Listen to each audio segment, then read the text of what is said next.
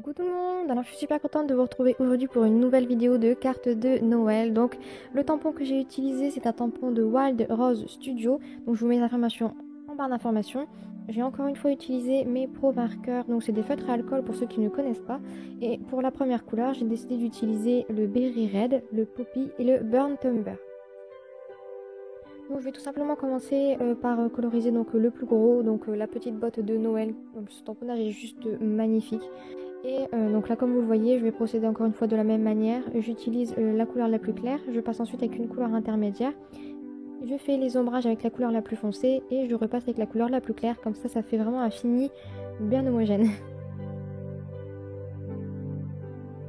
Je suis désolée pour la luminosité, donc là le temps en ce moment il est vraiment incertain. Et c'est soit c'est trop clair, soit c'est pas assez clair, soit c'est trop lumineux, soit c'est pas assez lumineux, c'est vraiment compliqué. Donc je vous ai glissé des photos à la fin et au début pour que vous puissiez bien vous rendre compte de comment c'est. Et puis j'espère que ce sera suffisant.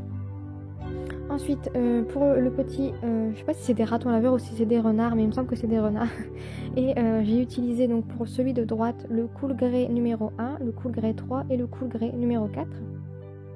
Et là, je vais encore une fois procéder de la même manière. Donc comme je disais, on voit pas très bien, mais petit à petit, quand je colorise, on voit un petit peu mieux le rendu, donc au moins c'est déjà ça.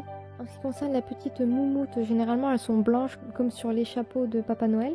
Mais pour faire un petit truc un petit peu différent, j'ai décidé de l'ombrer en fait. Donc j'ai passé le blender, j'ai fait des ombrages avec le Cool Grey numéro 1 et j'ai repassé le blender, comme ça fait un petit ombrage tout clair.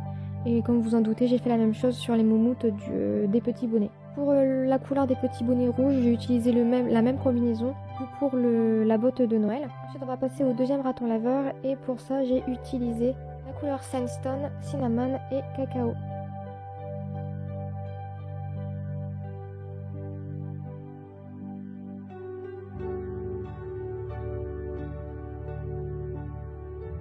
Ensuite, on passe aux petites feuilles et pour les feuilles, j'ai décidé d'utiliser Bright Green et Leaf Green. Pour faire des jolis dégradés, on peut aussi utiliser que deux couleurs, ça passe très bien.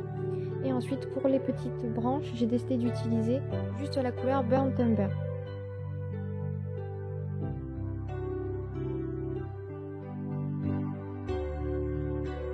Et comme vous le voyez là, j'utilise du Wink of Stella pour mettre un petit peu de paillettes sur les deux bonnets et sur la moumoute de la petite botte. J'avais oublié le petit oiseau et là je l'ai juste colorisé avec Sandstone et Cinnamon. Voilà le rendu final. Donc je vais découper un petit peu ma carte parce que je voulais la mettre sur un fond de carte rouge et le tamponnage était un tout petit peu trop large. Donc je vais retirer juste 0,5 mm et c'est parfait, ça passe comme une lettre à la poste. Donc en ce qui concerne le fond de carte, comme vous le voyez, j'ai pris un petit fond de carte de couleur rouge. Comme ça je reste dans la thématique de ma carte. Et je vais tout simplement la retailler pour avoir une petite carte bien égalisée sur les côtés. Et pour finir, je vais venir tamponner le sentiment Warm Wishes qui vient donc, il me semble, de la planche de tampon de Marianne Design que j'ai utilisée dans la carte avec le petit renard et le hibou.